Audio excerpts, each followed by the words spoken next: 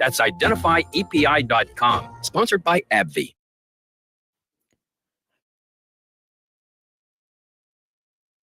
All right, welcome to the WSJM Morning Show video live stream. It's Thursday morning, the 10th of October, and it feels like fall out there because we've got about, 44, 45, 43, now 43 degrees and clear skies in Benton Harbor. Welcome to my guest this hour. It is Berrien County Sheriff Chuck Heit. Good morning, Chuck. How are you? Good morning. Thanks for having me. Sheriff, I should say. It's very good to have you in studio again. We had you in studio. Let's see. We talked about tractor safety last week. We did. I think it was tractor safety, and and just a public service announcement. The farm implements are still out there. So harvest season's still going on. So the same patience is needed on the roadways with them needing to get the heavy equipment, their equipment from field to field or from the farm. It can be absolutely tricky out there. So just know that as you're driving, especially along those country roads where some days you drive along and you say, hey, that's a really pretty field of corn or soybeans or whatever. The next day you could be seeing a lot of traffic from the farm equipment. So do be careful. I ran into some of that in Buchanan the other day. Yes. And I waved and I said, thank you. Appreciate you feeding us. So very important, especially our county is a very agricultural rich county. So. Big time. As they say, if you like to eat, thank a farmer. All right, we've got the interview coming up in just a couple of moments. We're going to do WSJM News here in just a second, and then we'll have an interview with Berrien County Sheriff Chuck Heit. He's running for that spot, and the November 5th election is coming up quickly, so we'll be right back with that interview. Even let them know he had bad credit. In minutes, 27cash.com found a lender who deposited $5,000 into his bank account the very next day. If you need cash help, even if you have bad credit, go to 27cash.com. 27cash.com. WSJM News Now. Team coverage from the WSJM Newsroom on News Talk Sports 94.9 WSJM. Still 43 degrees and clear skies in Benton Harbor, 45 and clear in South Haven and in St. Joseph, and in New Buffalo, also 45 degrees and clear skies. The forecast for today, sunny, high around 70. Tonight, mostly clear, 46 degrees for the low. Again, we're going to have southeast winds today and tonight, about 5 to 10 miles per hour. Friday's forecast, mostly sunny, breezy, a high around 80. Southwest winds 10 to 15. Saturday, Sunday, Monday, Tuesday, we're going to see a 20 to 30% chance of rain all of those days. Otherwise, it's supposed to be partly sunny all of those days. A high on Saturday around 72. A high on Sunday around 62. Monday, a high around 53. So you can see the trend, and that is going to continue into next week. We're probably going to stay in the mid to upper 50s as the week progresses. Tigers blanked the Guardians yesterday in Game 3 of the American League Division Series. They won 3-0. The Tigers are now 2-1 in the best-of-5 series. Game 4 is this afternoon. The first pitch, it's going to be at Comerica. So Detroit, you've got the additional player rooting for you in the stands. The first pitch is set for 6:08, and you can hear it right here on WSJM. In just a couple of moments, we're going to be talking with Berrien County Sheriff Chuck Heit. He is here in the studio, and we're going to be talking about his run for that position. The election is coming up on November 5th. We had an opponent of his in earlier this week, so we'll talk about some of the issues that both sheriff candidates are talking about, and that is coming up in just a moment. If you want to see some of the live chit-chat behind the scenes, you can tune into Facebook or YouTube right now, because we've got the video live stream up and operating. As long as we're paying for it, you can tune in for free. It's just to go to WSJM.com or just go to our Facebook or YouTube page and type in WSJM and look for our video there.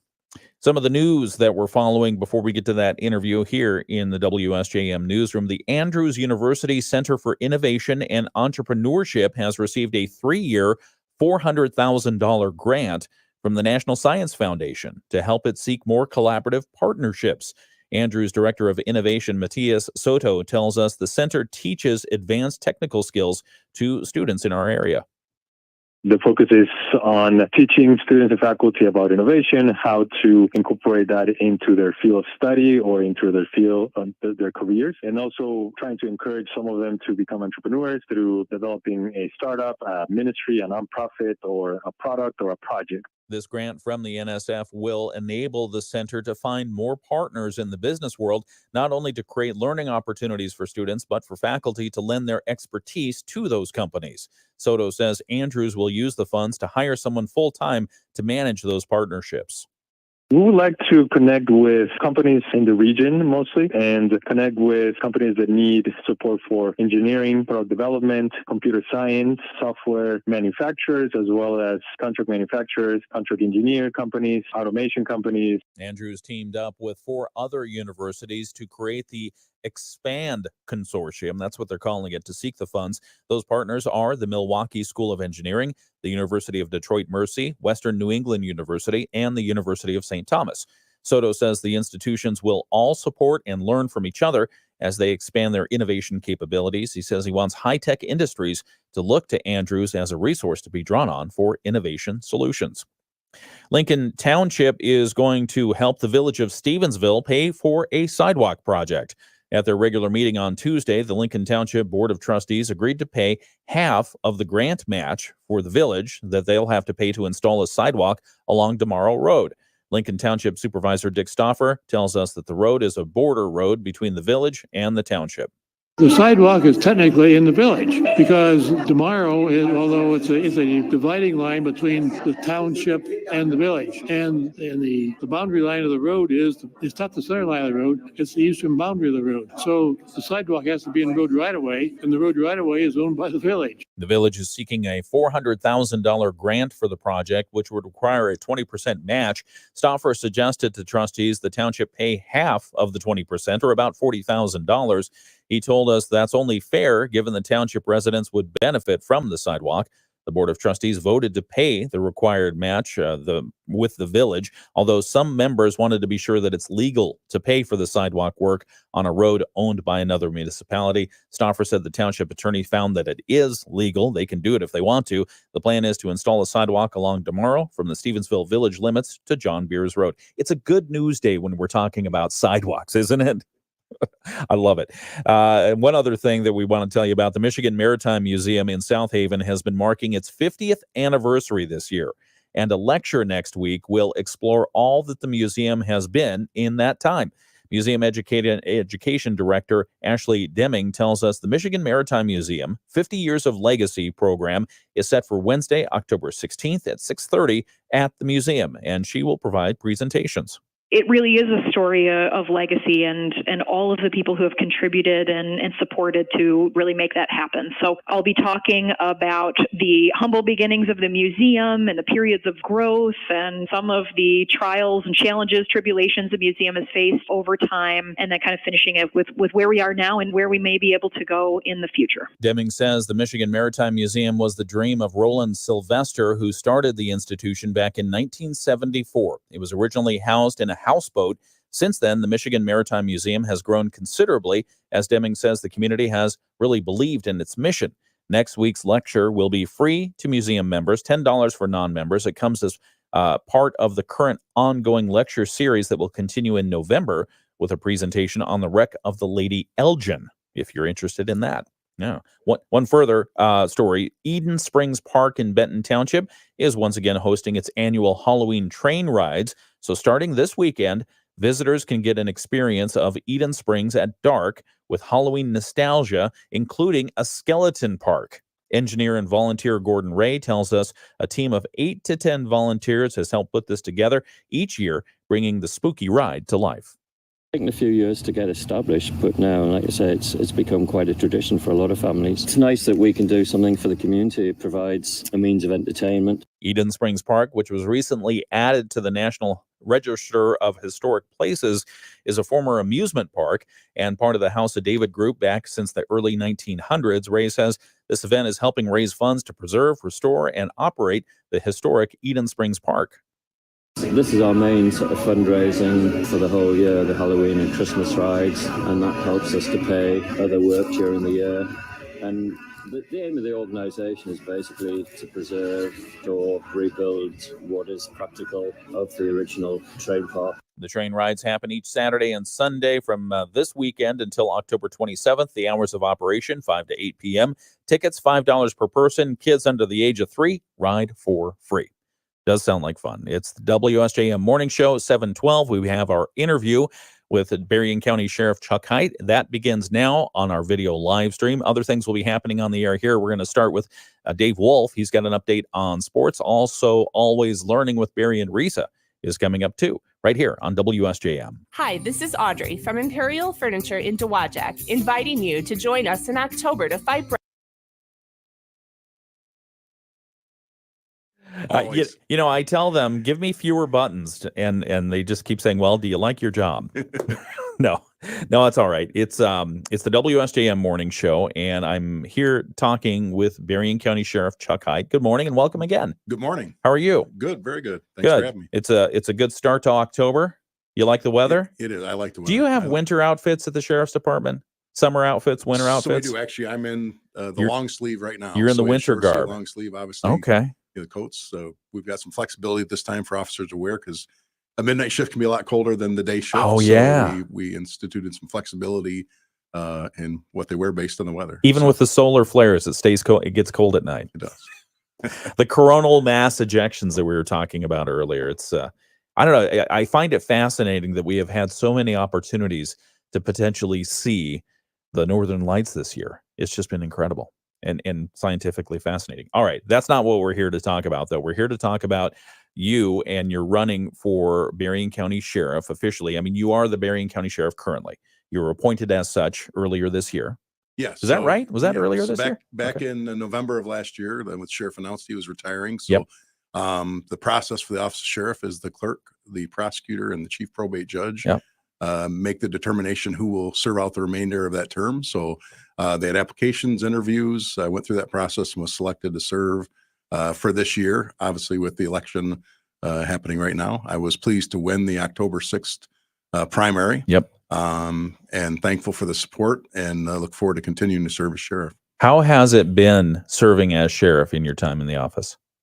Good. So, I had the benefit of serving 21 years as the undersheriff, so I know the role very well and work daily. But obviously there's some different functions, meetings, different things, but we've got a great staff at the sheriff's office. I am extremely proud of the men and women that serve every day, and we've got a good team in place. Yeah.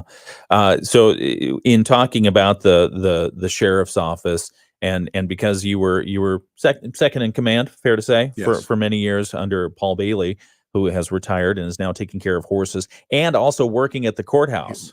A little bit part-time at the front door. Yes. Good for that. I can't wait to see him at the front door because they, in case you don't know, if you've not been to the courthouse, there are security measures in place. And when you walk in, you have to go through the metal detector and you put your bags through the x-ray machine, and you have a couple of nice officers there to help you through that procedure and stop you if you're trying to bring in tape recorders or something like that, like I do.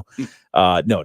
And so now he's doing that part-time. Yeah, he's helping part-time. That's great. Several years ago, that was changed from a private security company to having sheriff deputies, at the front door when, like you said, the security was enhanced. Yeah, it makes sense. So we do that at both the St. Joe and Niles courthouse. So they do a great job. Excellent. That's good to hear. But and talking about the sheriff's office and the responsibilities, for those who don't know, what is the responsibility of a sheriff in Berrien County? Well, so the sheriff is a constitutional position. So the duties are very broad. One of the main things identified in the Constitution, though, is the operation of the jail. Mm-hmm. So that is a big function of the sheriff's office. So, as under sheriff, I served with 4 different captains. We also call them jail administrators over my 21 years there. And the operation of the jail is very important, complex. You've been through that. I have been. So it's a big part of that job. Obviously, then we've got the enforcement division with handles. We have 3 contracts with townships, and then obviously unincorporated areas, and then obviously emergency management is a big part of the sheriff's office as well. Yeah, I mean, one of the things that I was told and learned early on in covering government from a journalist's point of view is you can really identify the priorities of a department, an agency, a responsibility by taking a look at their budget. And the budget for the sheriff's office is about 6.9, it's about $7 million, a little under $7 million. But the jail, if you break those out, is about $13.4 million. Right. And so that is a huge responsibility. Yeah, there's a lot that goes in there. Obviously, we've got medical contract that's included in that number. But, over 80% of our budget is personnel. So it takes people to run. It's 24/7, obviously, for that operation. And, there's a lot that goes into, managing the population, in the jail. Yeah. What we're talking with Chuck Heit. He's Berrien County Sheriff. He's running for that position and to stay in that position on November 5th. And what are you hearing out there on the campaign trail as you talk to people about sheriff's office and your candidacy? Yeah. So obviously, as I said before, very, very happy to have the support I did in the August 6th primary. But as we go forward, continuing to look, I mean, the one thing that I've said all along, I don't like this phrase. That's the way it's always been done. Yeah. So, even though I served as 21 years as under sheriff, obviously as sheriff, we've made some changes, continuing to look at working with our the leadership and our command staff to look at, what changes can be made, and always have an open mind to look at. We can't always do those things based on whether it's a budgetary, issue or not, but looking to move the department forward. Yeah. And when we talked earlier this week with your only opponent in the race, there's not a Democrat in the race, but there is a non-party affiliation, an independent, if you will, Al DeBrito. When we talked with him earlier this week, he identified a couple of issues that I do want to ask you about. Okay. He mentioned morale at the sheriff's office. Why don't we talk about that one right now? If you had an opportunity to hear his criticism either during our interview or elsewhere, what do you think of when you hear him talk about morale at the sheriff's office?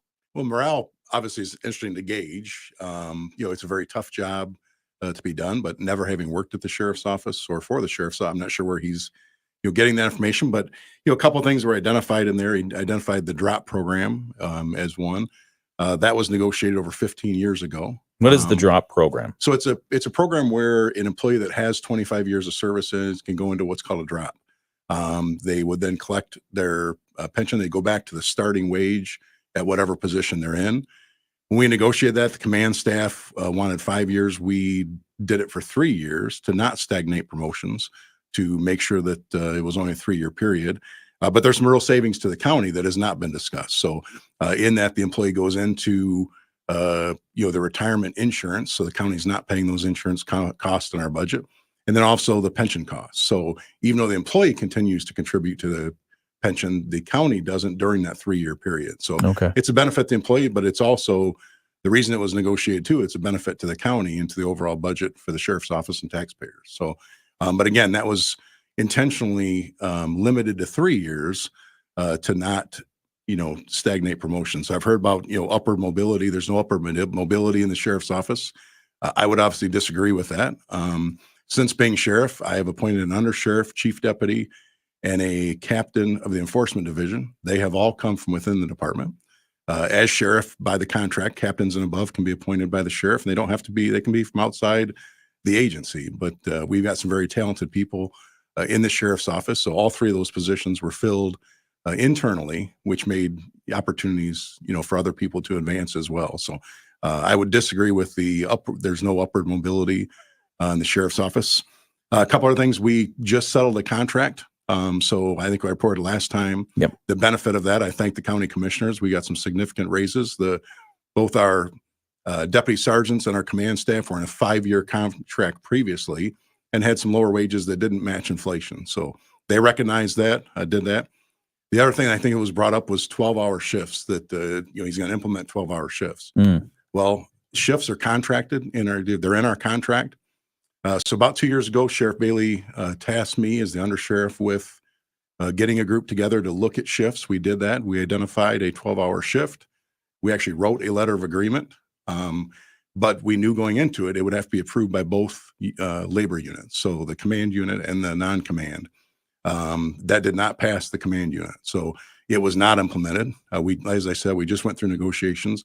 It was not brought up by either unit to want to look at that 12-hour shift again. So our contract clearly identifies the shift that is worked.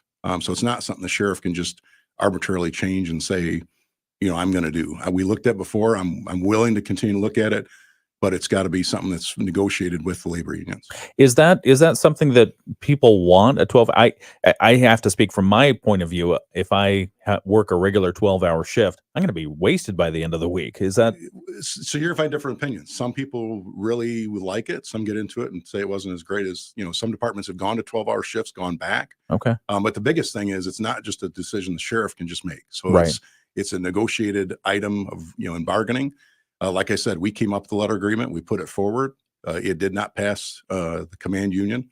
And again, we just went through a negotiation for both unions that cover all of our sworn personnel, and it was not brought up. I think it's an important point you raised about the negotiations with the unions. That is something that doesn't happen by itself. There are actual negotiations that happen, and in fact, the last contract expired, but you continued to work under the old terms until the new contract was ratified. What is it like to work through that? What's required when you're going into those negotiations? What is that from your perspective?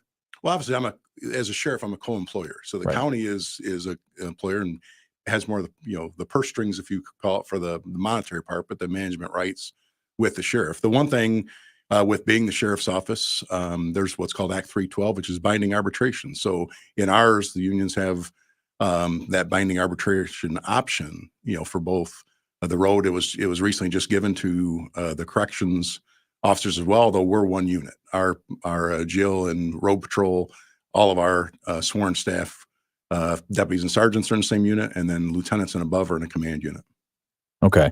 And when you go into those negotiations, I mean, is it tense? Is it pretty easy going? How does that happen? Yes, we try. Obviously, there's back and forth. You don't start off with your best one, so that's why it's called negotiation. Yeah. But I think this time was very, well done. We were able to get what I think is a very good contract. We got the lateral transfer. I think I talked about before. We've already used that 3 times, 2 times on the road. We've hired a Michigan State trooper and a officer from Wichita, Kansas. And then we've also hired from the jail side a person with a lot of experience in Texas in corrections. So that was something we never had before. That was negotiated with the union, and I think that's a positive step forward. Okay, we're talking with Chuck Heit. He's Berrien County's sheriff, and he's running for that position on November 5th. How hard is it to recruit new people into the sheriff's department? So across the country, recruitment and retention is very difficult. We're not finding the number of people applying. Fortunately, we're able to fill those. We're, as sending people to police academies. Yep. We're hiring them to send them, where before you could just pick from people who already graduated from an academy to hire. So it's changed a little bit in how we do it, but we're still finding good people. It's a great profession. And again, I'm very proud of the men and women that serve at the sheriff's office every day. Yeah. And I visited the LMC, Lake Michigan College campus, where they have the police academy now in place, and they just got under their first belt for what's been in since a long time, the first round of recruits. You anticipate sending folks through that? Yes. So we sent 2 through this last one. I was very impressed. Brad Byerly does a great job there at Lake Michigan College. Yeah. I applaud the college administration for having the willingness to bring that back.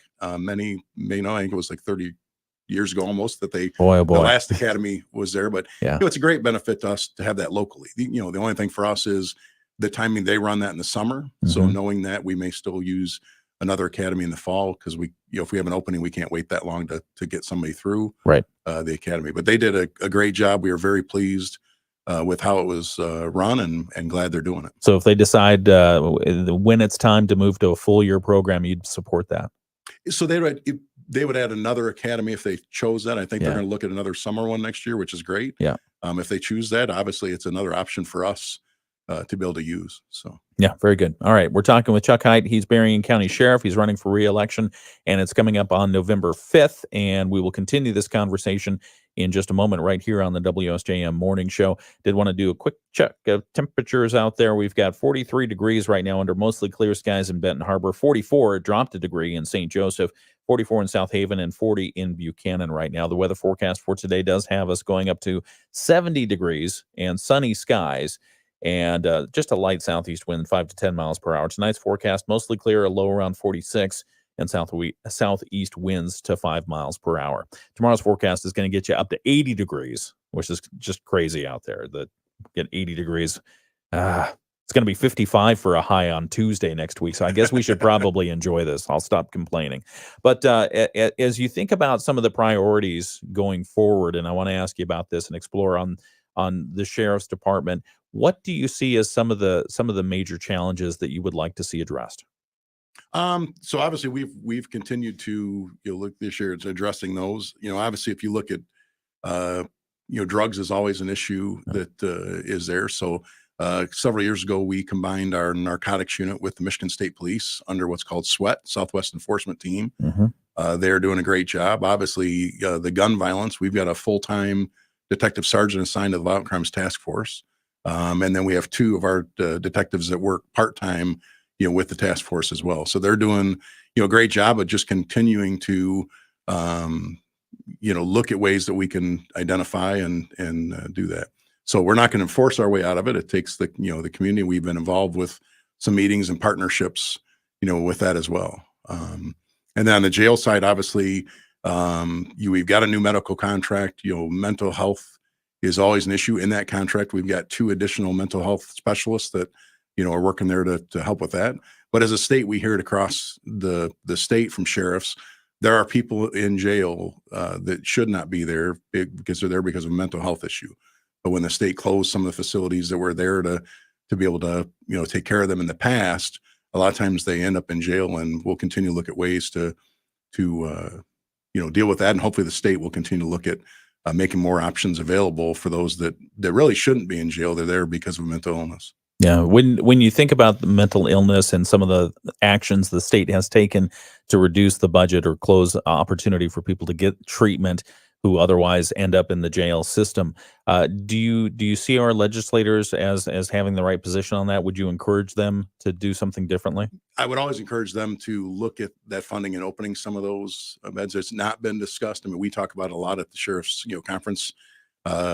All the counties across the state are in the same position. That's one of the big factors of the jail. But I don't see right now the movement for an investment in that. So we will continue to work with our legislators and trying to make sure they understand the problem and identify that for them. Okay. We'll continue this conversation in just a few moments. We've got Bloomberg News to get to right here on the WSJM Morning Show. If you have any questions or comments for the sheriff, put them into our comment for the video live stream, and we will take a look at them.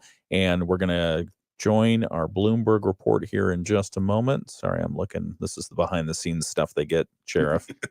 me making sure that the commercials are running as they should. You have a lot of moving parts. All right. We'll be right back with more on the WSJM Morning Show. Balloon. Just go to honorcu.com for all the info to outsmart the rates. All the information is right there. Or go see them today. Certain restrictions apply. Terms and conditions subject to change. Equal housing opportunity. The Bloomberg Business Minute on WSJM is brought to you by Sturgis Bank and Trust. Let's grow together. Serving Berrien, Branch, Kalamazoo, St. Joseph, and Van Buren counties. Now with 2 new locations in St. Joseph, downtown, and on Cleveland Avenue. Okay, well, I've got a minute for the Bloomberg report. Let's look at some of the comments here. I will get a better screen situation set up so I don't have to pull my microphone all the way over here. Let's see. Bill says, before he even said good morning, Bill said, man, I have to try and get the train ride. So Eden Springs. Yeah, very good. Eden Springs Park. Teresa says, good morning, everyone. Good morning, Bill. Bill says, good morning, Teresa. Teresa says, praying for Florida. Yeah, boy, I tell you, 3 hurricanes so far this season. Diane says, good morning, Teresa and Bill. Have a great day all. Alexandra MP says, get it right. Vote Chuck Heit for Berrien County Sheriff. So apparently Alexandra is a big fan. Yes. Okay. All right. I think her icon is even a Chuck Heit re-election thing. Okay. And then Teresa says, good morning. Teresa already voted. Good for you, Teresa. Daniel James says, absolutely, get it right for Chuck for Heit. Oh, look at that. Get it right, vote for Heit. Is that your campaign slogan? That's one of them. That's kind of stuck. All right. I like the rhyming there. That's good. All right. We've got to get back to the show. We'll be right back.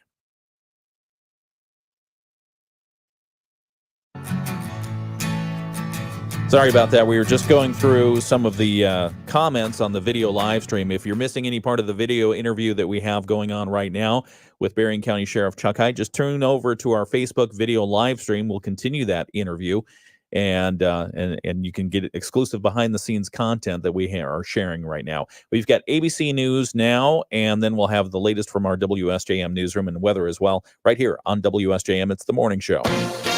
This is a special report from ABC News. Hurricane Milton, I'm Sherry Preston. I want to commend everyone out there that heeded the emergency evacuation order. Definitely saved lives. Tampa Police Chief Lee Burkaw thanking those who got out of Milton's path and thanking his first responders as well. We were dispatched to a call where 15 people were in a house where the tree had fell on the house and water was coming in the house.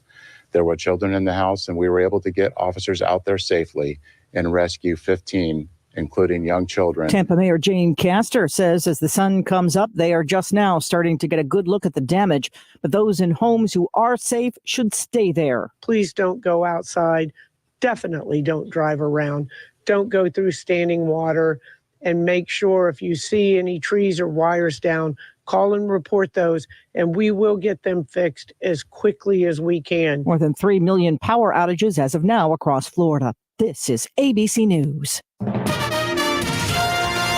WSJM News Now. Team coverage from the WSJM newsroom on News Talk Sports 94.9 WSJM. 43 degrees now in Benton Harbor, 44 in St. Joseph. It's mostly clear out there. We are heading toward a high of around 70 degrees this afternoon. Sunny skies, southeast winds 5 to 10 miles per hour. Tonight, mostly clear, a low around 46. Tomorrow, mostly sunny and breezy, but it's going to get up to 80 degrees tomorrow. That's the warm one that's predicted. Southwest winds 10 to 15 miles per hour. Saturday, we move into a partly sunny day and a 20% chance of rain. High around 72, a low around 52. Sunday, it's going to be even chillier, a high only reaching up to around 62 degrees with that chance of rain. Some of the news that we're following from the WSJM newsroom: dozens of Red Cross volunteers from Michigan are in the South already and mobilized to help with the aftermath of both Hurricane Helene and now Hurricane Milton. Michigan volunteer Harold West was overseeing a team of volunteers who were loading up food supplies and pre-positioning disaster response. He said, got to look at some of the devastation from Helene and said it's just horrible and horrific. And they were expecting Milton to be even worse. As the sun comes up, we'll get more reports on what the state of Florida is looking like this morning. Michigan Department of Transportation wants you to know they are holding an open house next Wednesday to update residents on the planned 2026 construction to repave and rebuild M139 from near the St. Joe River to I-94 Business Loop in Benton Charter and Sodus Townships and the city of Benton Harbor. They have some plans there, as well as I-94 Business Loop from Fair Avenue to Butternut Street in Benton Harbor. The proposed work includes about 4.5 miles of improvements for what they say is safety, drainage, and public utilities. And MDOT says, you have a lot of questions, you want to see what we have planned? Come visit us at this open house. That's coming up next Wednesday, October 16th from 4 to 6 p.m. at Benton Charter Township Hall. We'll tell you a little bit more about their plan coming up at 8 o'clock this morning. And the United Way of Southwest Michigan is looking for volunteers for their annual Rake a Difference event. We talked about this yesterday with Debbie Ramirez from United Way on the WSJM Morning Show. They have more than 300 seniors signed up for the free service across Berrien, Cass, and Van Buren counties. And this year's Rake is set for Thursday, November 14th. So they have the seniors ready for the service who need the service because they can't get out and rake their own leaves or they can't pay for it to happen. So they need help, and this is the annual United Way Rake a Difference event. So they have the need. What they don't have so far are enough volunteers to cover. They say they need about 1,500 volunteers, which is a lot when you think about leaves. But so Berrien, Cass, and Van Buren counties looking for volunteers to help with the Rake a Difference. We have a link on our website, WSJM.com. Just look for the United Way Rake a Difference story, and you can find out more information about that. But we will tell you more about that at 8 o'clock as well. We're continuing our interview this hour with Berrien County Sheriff Chuck Heit, and he is going to be joining us here on the video live stream as well in just a few moments to continue talking about some of the issues affecting the sheriff's office and how he sees that going forward. We'll talk about that and more right after sports and a look at state news on WSJM. The Michigan News Network. I'm Beth Fisher. Okay. All right. As we were talking off the air just a moment ago, Sheriff Heit, Red Cross volunteers. We've seen AEP, electric power volunteers. Sheriff's office ever get called up to go out of state and help with stuff? So we've had some employees volunteer before, but the process would be for us officially would be that request would go to the state of Michigan, and then put out throughout the state. Obviously our emergency management would be involved in that, looking at what the request is and how Makes we sense. can help. So Yeah.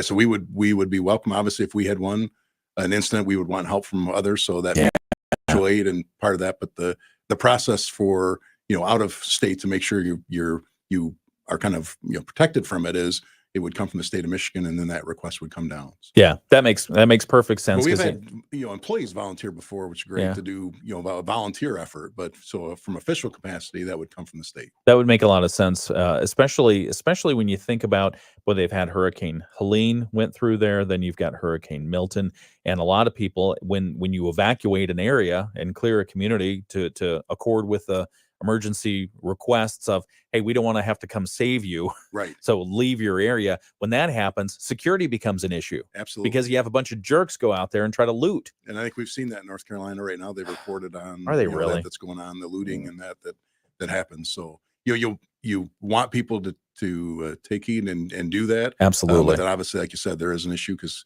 then other people know that there's a lot of vacant homes there, and unfortunately some people will take advantage of that. Yeah. So, well, if you have any volunteers go down there, have them give us an update, because we'd love to talk to them. And you see the signs, looters will be shot. Just kind of, I mean, that's very much a straightforward situation. All right.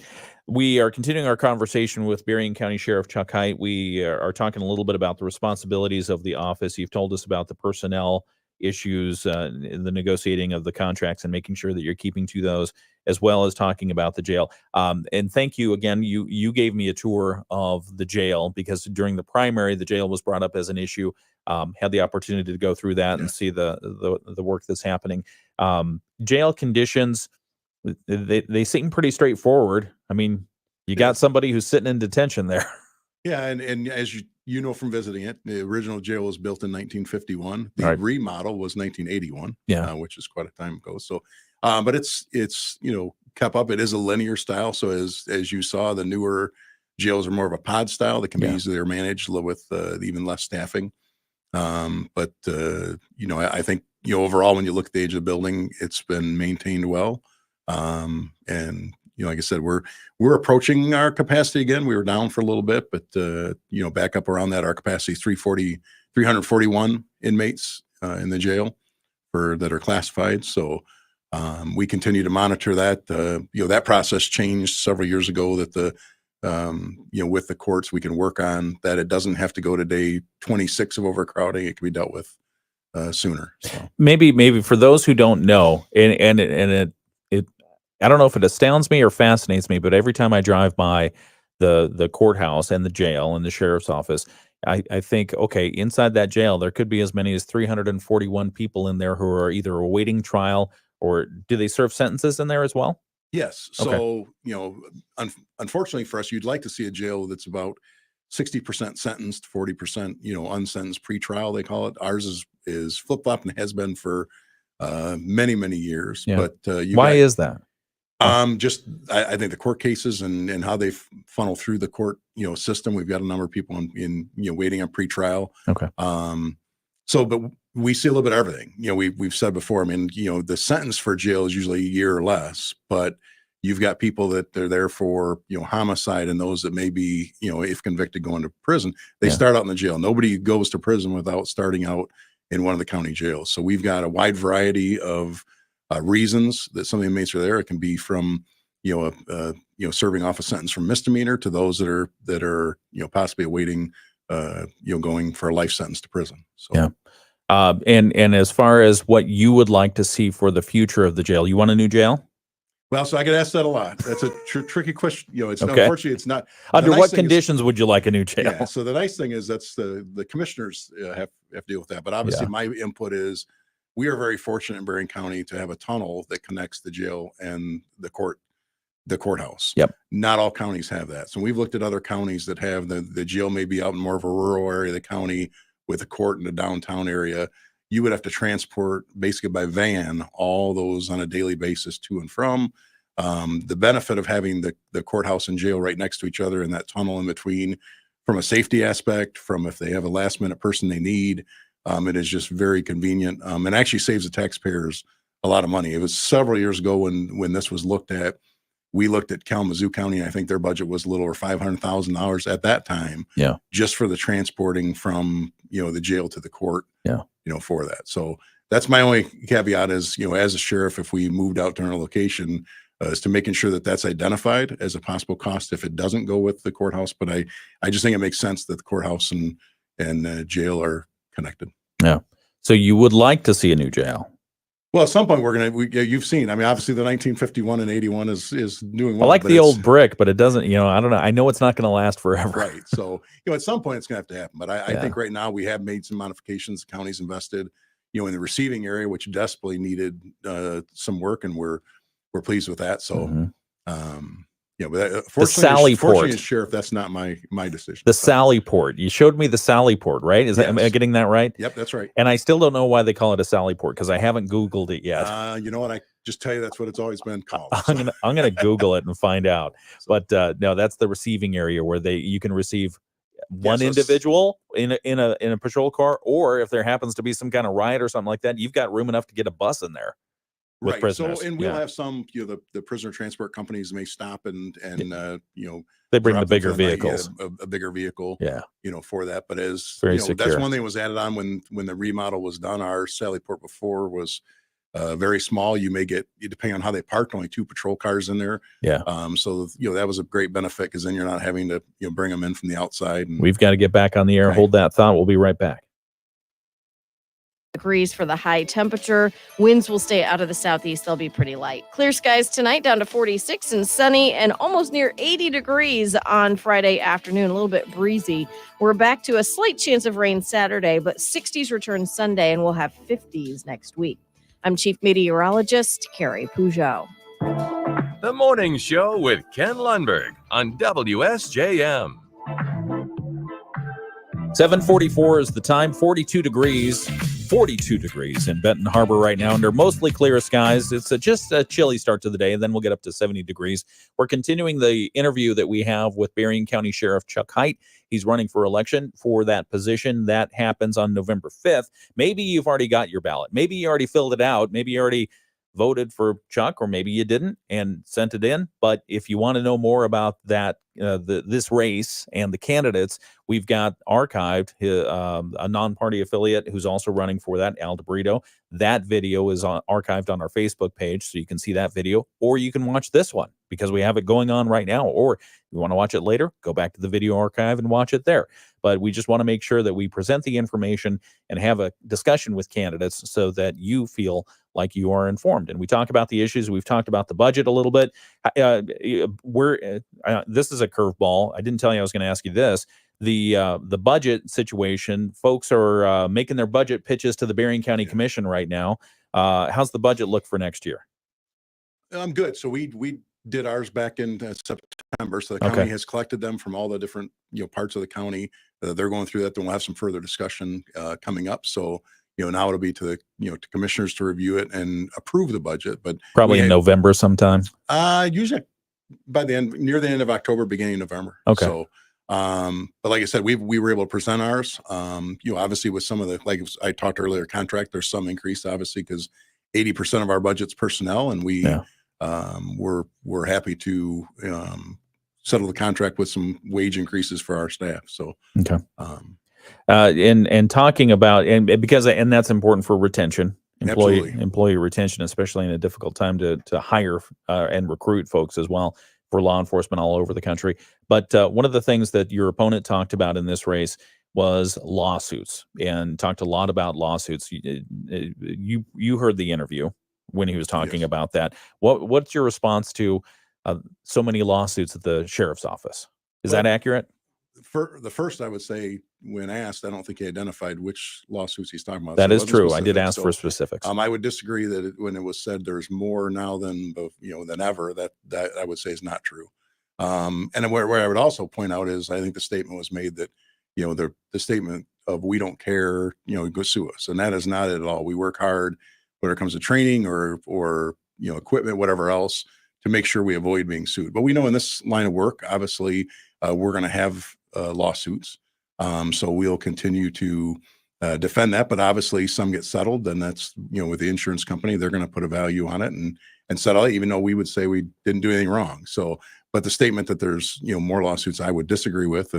But when pressed, he didn't give any specifics to any one or the number that he was talking about. Yeah. When a lawsuit comes forward, typically they have to do with what? So a lot of it's going to be, obviously with running the jail, we'll get some from the jail. It could be, someone was arrested or a use of force situation. So, those are looked at. They're assigned to counsel. The county is insured from the Michigan Municipal Risk Management Association. So, we do that and then go through the process. But, unfortunately, a lot of times it can cost more to take a suit to trial. Then that's where you get some settlements that will settle those for that. So, but we continue to do everything we can to avoid that from the beginning. That's something we want to be able to avoid. But we also know in this line of work, that's going to happen. Yeah. We're talking with Berrien County Sheriff Chuck Heit. He's running for that post. November 5th is the election. What do you want people to think about the sheriff's office? When they think of the Berrien County Sheriff's Office, when they're not in a time of crisis, when they're not calling 911 for an emergency, what do you want them to think and know about the sheriff's office? Well, to know that the men and women are there to serve our residents and community. Obviously, the ones that don't get seen as much are those in the jail that are serving on a daily basis to make for a very safe environment there. Obviously, for the road patrol, those that are seen more, answering calls for service, the professionalism and that's done. I'm very proud of the men and women that serve at the sheriff's office. I think we provide a very good service. Like I said, we're contracted by 3 different townships, and then we cover the unincorporated areas with the state police. But then we also have a great relationship working with the other police departments in the county. So very proud of that work and the working relationship with the chiefs of police that I have throughout the county in serving the residents of Berrien County. Okay. All right. We will be back in just a moment with our Moody on the Market update. And during that update, we'll ask Sheriff Heit to give his pitch to voters, as we give an opportunity to every candidate who comes in and does this. It's the WSJM Morning Show. We're at 7:50. Would you call free checking that pays you cash back on purchases unbelievable? No.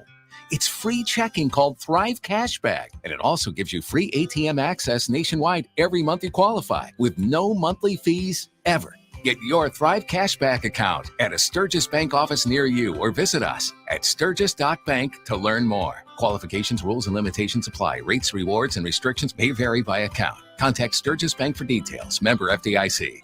There is a place in Southwest Michigan where a fresh and innovative daily brunch and dinner menu will delight you, where craft cocktails and extensive wine and beer options will excite you, and where the ambiance feels like being on vacation right in your own backyard. All right. Is there a job at the sheriff's office where you do mixer board stuff? Because I can do that. No, no, but I don't think I could do that after watching all you do. So. It's a lot of fun. It makes sense after a while. I think I'm assuming it will make sense after a while. Thanks again for watching on the video live stream. Let's catch up with any comments here. Teresa says, "Good morning, Chuck." Good morning. Let's see. Teresa also says she voted early, and good for you. All right. So I think we're caught up on comments, but you wanted to mention something that your opponent talked about, and that had to deal specifically with the hazmat team. What did he say, and what do you want to say about it? So he said that one thing he's to do is eliminate the motor unit and the hazmat team. Both of those I would disagree with, but I think the hazmat team is very important to discuss. Yeah. That team was established in 1981 after a train derailment in Bridgman, where a Michigan State trooper lost his life from responding to that with the chemicals that was done. So that's been in place since 1981. There's a great deal of training that goes into it. I know the comment was made, well, it would just be turned over to a fire department. Well, our hazmat team is a countywide response. So we do have some fire personnel on our hazmat team. We've got one from Berrien Springs or Orinoco, and we just had 2 from St. Joe Department of Public Safety join the hazmat team. So we have a great working relationship with the fire departments across the county, but it is a county response. So our coordinator from there, Sergeant Dave Albers, is also a fireman. So like I said, there's a strong component with the fire agencies. but that's a very important function countywide. The other thing that's very important is when we do our emergency drills for both now DC Cook nuclear plant and with Palisades coming back on, the hazmat team is vital to some of the decontamination and the things set up for public reception centers and decontamination. So I would disagree with that a great deal. I think it provides a great service.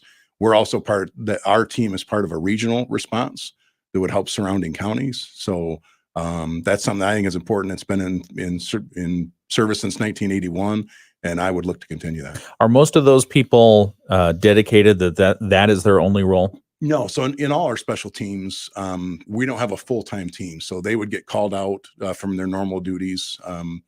We have some in the jail and road that do that. And like I said, we've continued to work with fire departments and trying to get some fire personnel on there, but the training requirements are a lot. There's a lot of training that goes into being able to continue to maintain the team and the certification to be on it to begin with. So they have that flexibility not only to be part of the team, but to get the certification for that team. And when they've got both those things on hold for a moment, they can go back and do something else. Right. So it's just an added responsibility to the staff we have, but it's a very important role when needed. Okay.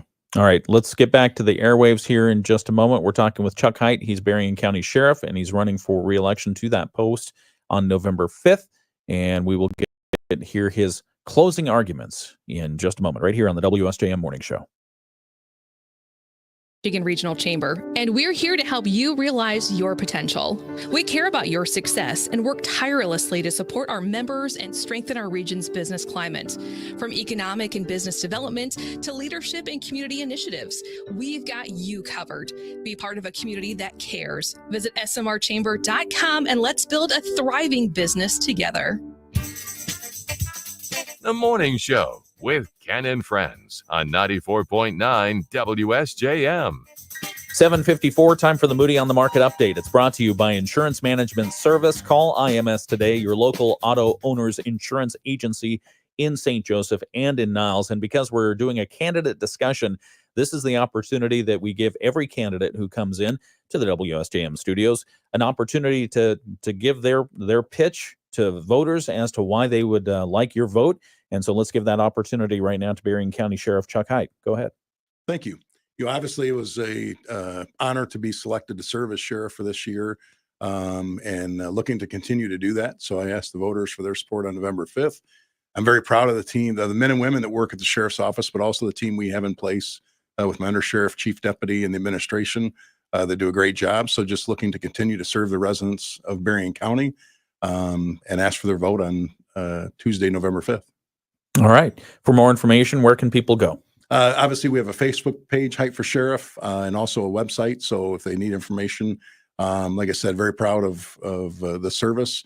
I think the one thing that sets me apart is experience when it comes to administrative experience. One thing that's not talked a lot about is we talked about today is the jail and that experience in the operation, of the jail, which is the primary responsibility for the sheriff. So again, experience matters, and asking for their support November 5th. All right.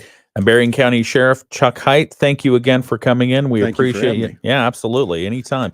And if you want to see any part of that interview, if you missed it at all, you can just go back to our video archive on our Facebook page, type in WSJM in the search for Facebook, and go to our videos. And you can see not only Chuck Heit's there, but his opponent as well, who we interviewed on Tuesday this week, Al DeBrito. And we will continue our candidate series next week. We are going to look at another county commission race for Berrien County. We'll be announcing more on that in a couple of days. All right, it's 7:56 right now. We've got a couple more things to get to before we get to news. ABC. It's currently about 42 degrees outside right now, so it got a little bit chillier. We'll put our sweaters on and continue. We've got a forecast for 70 degrees and mostly sunny skies today. Tigers are playing at 6:08 this afternoon. They won the game yesterday. They blanked the Cleveland Guardians 3-0.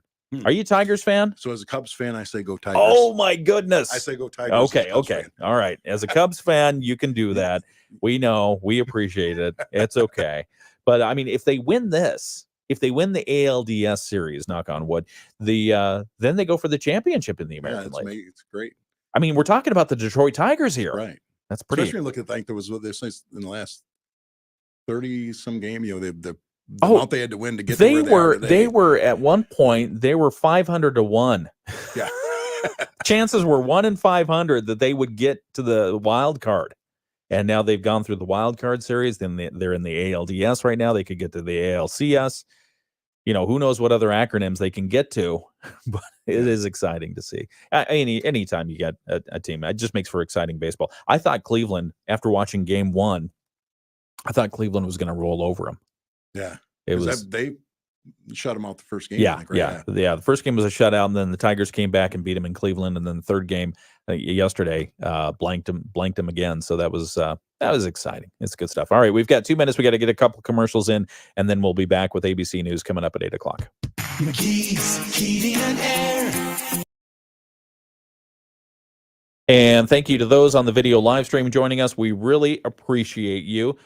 Sheriff Heit, any final words for those of exclusive words for our folks on the video live stream? Just thank you for watching the live stream. It's been an honor to be here. I thank you for having me and just giving an opportunity to talk about the sheriff's office. And be honest, it's more about the men and women that serve every day, that do a great job for the sheriff's office. I'm honored to serve as sheriff and looking to continue. Well, we appreciate that, and we appreciate you and the men and women of the sheriff's office. And I will tell you personally, I mean, more than once, you know, I've got one of my parents is still alive, my mother, and she has dementia. And twice law enforcement, once in Lincoln Township and once the Berrien County Sheriff's officers found her when she had wandered off. And that is a life-saving change for her. Yeah. So we really appreciate everything your men and women do. So thank you. Well, thank you. Yeah, absolutely. It's 7:59. We've got to get to news here in just a moment, right here on the WSJM Morning Show.